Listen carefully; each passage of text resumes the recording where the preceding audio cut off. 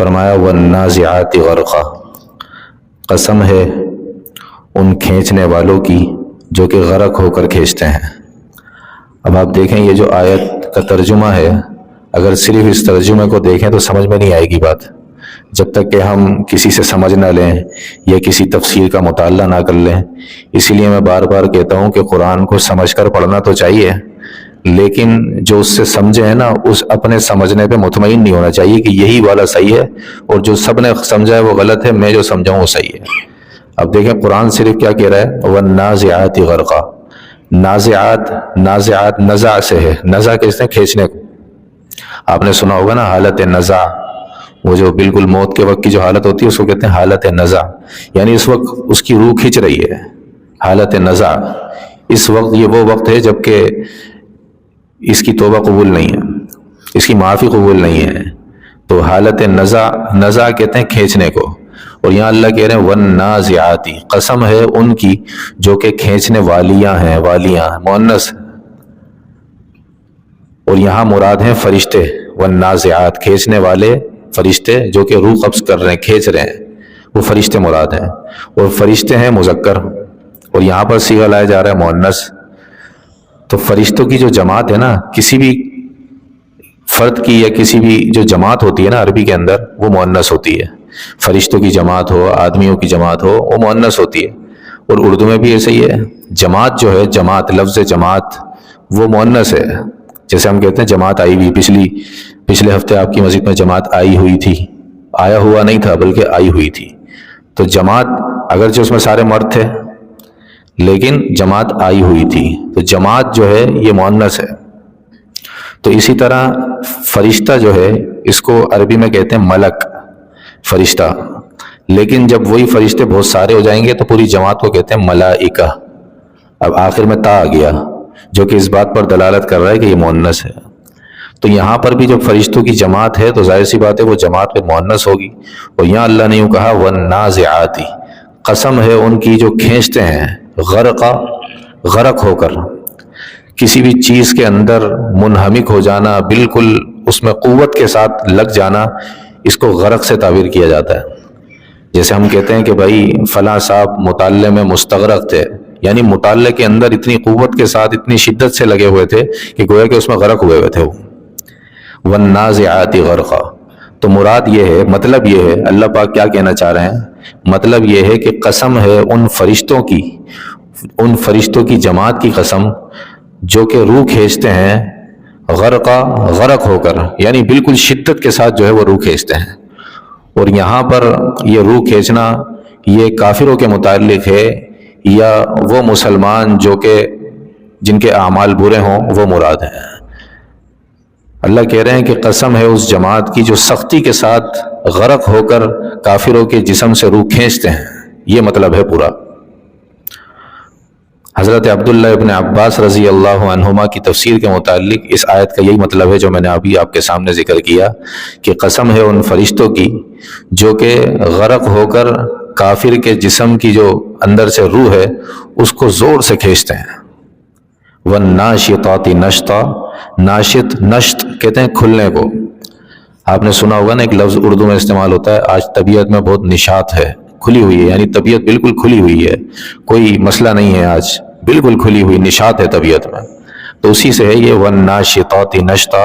اور قسم ہے ان فرشتوں کی جماعت کی جو کہ بند کھولتے ہیں، کھول دیتے ہیں، نشطا کھولنا، یعنی کہ جو اندر جو بندھن ہے، جو جسم اور روح کو جو اللہ نے ایک باندھا ہوا ہے نا، ایک رشتے سے منسلک کیا ہوا ہے کہ یہ اندر سے نکل نہیں سکتی، تو اس روح کو کھول دیتے ہیں، اس بندھن کو کھول دیتے ہیں تاکہ روح آسانی کے ساتھ نکل جائے۔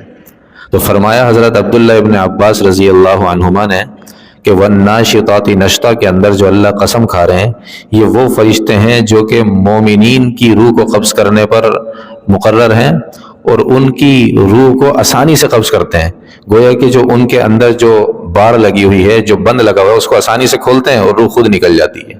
والناشطات نشطا، جو کہ مومنین کی روحوں کو کھولنے والے ہیں، ان کی روح کو آسانی کے ساتھ نکالنے والے ہیں، ان فرشتوں کی قسم۔ اور حدیث میں آتا ہے، صحیح مسلم کی حدیث ہے، آپ علیہ السلام نے فرمایا کہ جب کافر کی روح کو قبض کیا جاتا ہے تو جب قبض کرنے کے لیے فرشتے آتے ہیں تو روح قبض کرنے سے پہلے ہی اس کے سامنے جہنم کو کر دیا جاتا ہے، اس کو طرح طرح کے عذابات، تکالیف دکھائی جاتی ہیں، مصیبتیں دکھائی جاتی ہیں، تو اس کی روح ڈر کے جسم کے اندر چھپنا چاہتی ہے، لیکن فرشتے اس کو کھینچ کے باہر نکال لیتے ہیں۔ اور دوسرا آپ نے فرمایا کہ جب مومنین کی روح نکالی جاتی ہے تو اس کے سامنے جنت کو کر دیا جاتا ہے، اس کی نعمتوں کو کر دیا جاتا ہے، اس کے اندر جو طرح طرح کی جو آسانیاں ہیں، جو راحتیں ہیں، وہ سامنے آ جاتی ہیں، تو اس سے اس کی روح نکل کے باہر جانا چاہتی ہے، لیکن وہ جا نہیں پا رہی ہوتی، تو وہ فوراً اس کے بند کھول دیتے ہیں۔ اس میں ہی مراد ہے وَالنَّاشِطَاتِ نَشْطًا، وہ باہر نکلنا چاہ رہی ہے لیکن نکل نہیں پا رہی، تو فوراً اس کا جو راستہ نکلنے کا تھا وہ بند تھا، فوراً کھول دیا۔ جس طرح پانی ہے نا، پانی کے اندر کوئی چیز لگا دی جائے، پانی کو روک دیا جائے، اب پانی گزرنا چاہ رہا ہے لیکن آپ نے ایک بند لگا دیا، اب وہ پانی گزرنا چاہ رہا ہے، آپ نے جیسے ہی بند ہٹایا پانی فوراً چلا گیا، تو بڑی آسانی ہو جاتی ہے نا پانی کو گزرنے میں۔ تو یہاں پر بھی یہی مراد ہے، فرمایا وَالنَّاشِطَاتِ نَشْطًا، قسم ہے ان فرشتوں کی جماعت کی جو کہ مومنین کی روح کو آسانی کے ساتھ کھول دیتے ہیں، اس کا جو بند ہے آسانی کے ساتھ کھول دیتے ہیں تاکہ اس کی روح آسانی کے ساتھ نکل جائے۔ وَالسَّابِحَاتِ سَبْحًا، اور پھر اس کے بعد تیزی کے ساتھ دوڑتے ہوئے جاتے ہیں آسمانوں میں، یعنی چاہے وہ مومنین کی روح ہو یا کافر کی روح ہو، اس کو لے کے جو فرشتے ہیں تیزی کے ساتھ جاتے ہیں۔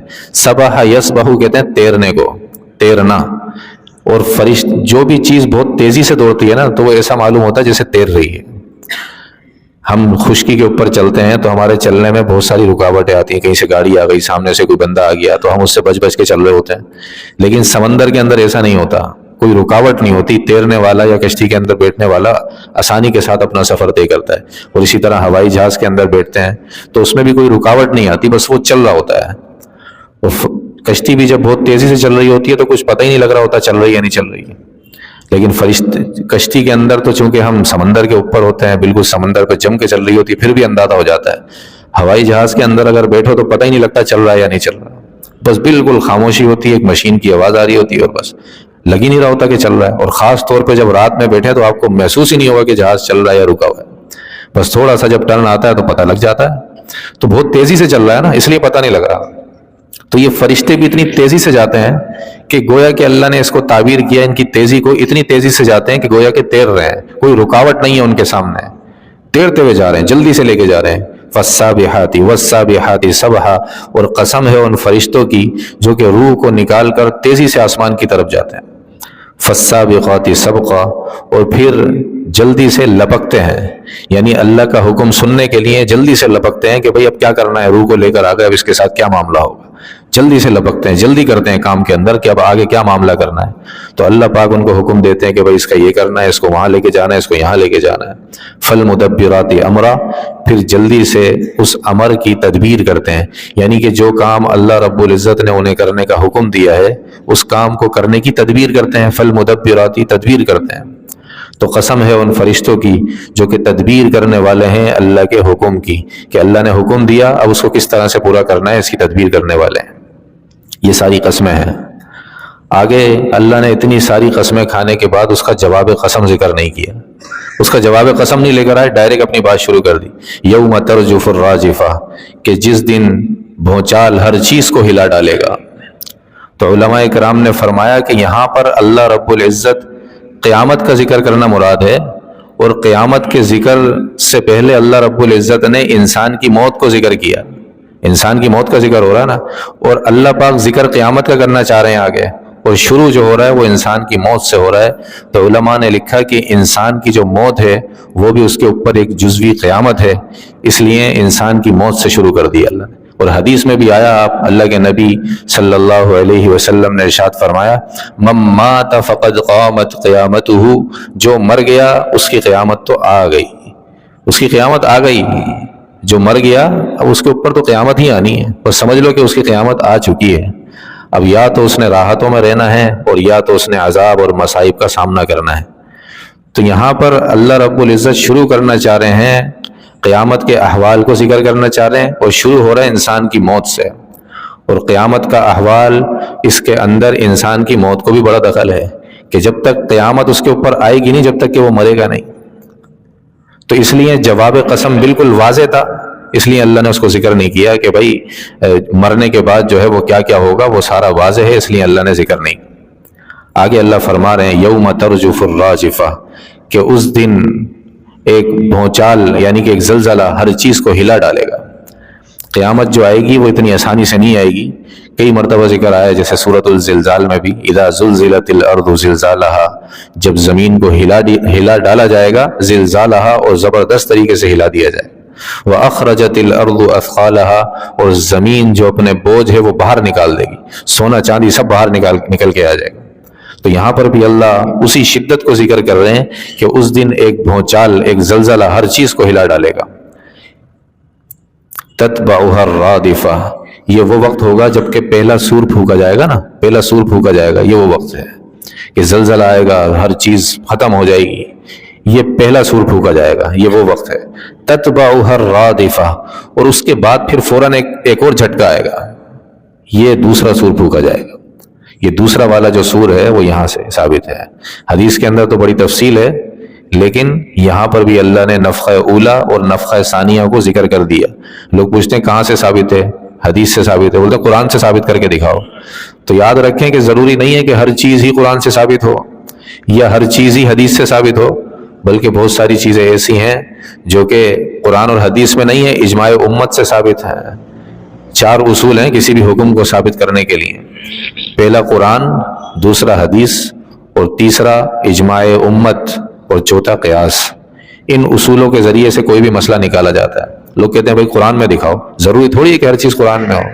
قرآن کے اندر کہاں لکھا ہوا ہے کہ دن کے اندر 5 نمازیں فرض ہیں اور اس کی یہ ترتیب ہوگی اور اتنی رکعتیں ہوں گی؟ قرآن میں تو نہیں ہے کہ فجر میں آپ 2 رکعت پڑھیں، ظہر میں 4 پڑھیں، عصر میں 4 پڑھیں، مغرب میں 3، عشاء کے اندر 4۔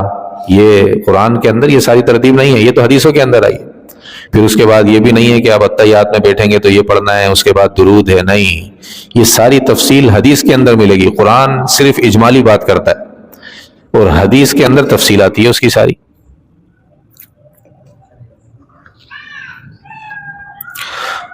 تو یوم ترجف الراجفہ، فرمایا کہ جس دن بھونچال، ایک زلزلہ ہر چیز کو ہلا ڈالے گا، تتبعها الرادفہ، اور اس کے بعد ایک اور جھٹکا آئے گا، قلوب یومئذ واجفہ، اس دن تمام دل، قلوب قلب کی جمع ہے نا، قلب دل کو کہتے ہیں، قلوب اللہ کہہ رہے ہیں کہ اس دن تمام دل واجفہ، لرزے ہوئے ہوں گے، گھبرا رہے ہوں گے، ایک گھبراہٹ طاری ہوگی کہ یہ کیا ہو رہا ہے بھائی۔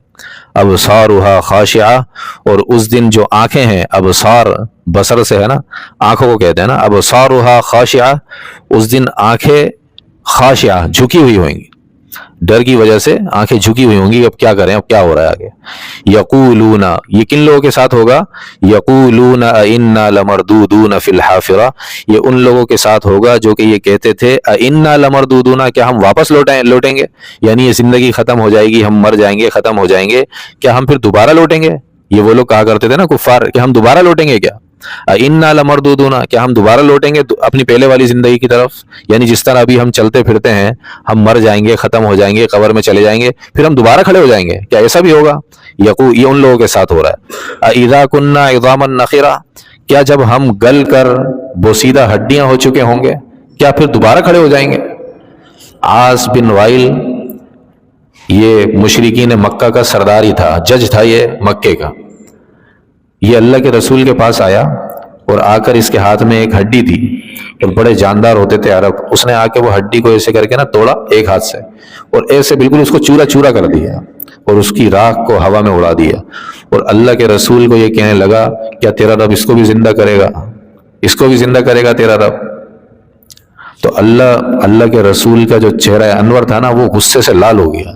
اسی وقت جبرائیل بھی آ گیا آسمان سے اور یہ آیتیں لے کر آئے، سورہ یاسین، اولم یر الانسان انا خلقناہ من نطفۃ فاذا هو خصیم مبین، کیا دیکھتے نہیں ہو انسان کو ہم نے پیدا کیا ایک نطفے سے، ہمارا کھلا دشمن بنا پھرتا ہے۔